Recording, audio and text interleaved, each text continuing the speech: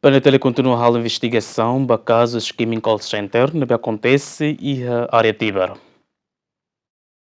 E a sexta foi na Laisne, Polícia Nacional Timor-Leste, e a Direção de Serviço de Investigação Criminal, detém suspeito na nulo recém-ida, Rússia Indonésia, que alegadamente envolve a crime Skimming Call Center e a área Tibar. Porta-voz PNTL Superintendente Sefi Zombelo dos Reis, Ateten, de dar uma equipa de NC continua a investigação do caso Skimming Call Center, que acontece e a área Tibar.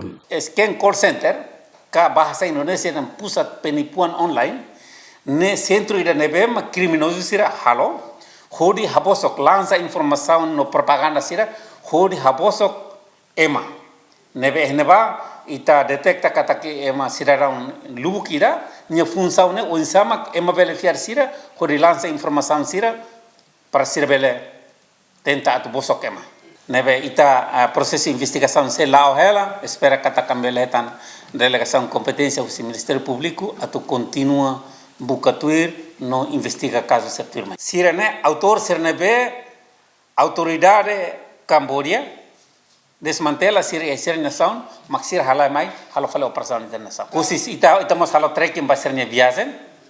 Maioria bela teta 90% autor sirnebe mai kita detém agora ne ex pemain usi Cambodia ninha. Dadão suspeito Hirakne apresenta ao Ministério Público onde submete ao processo primeiro interrogatório. Equipa cobertura GMN.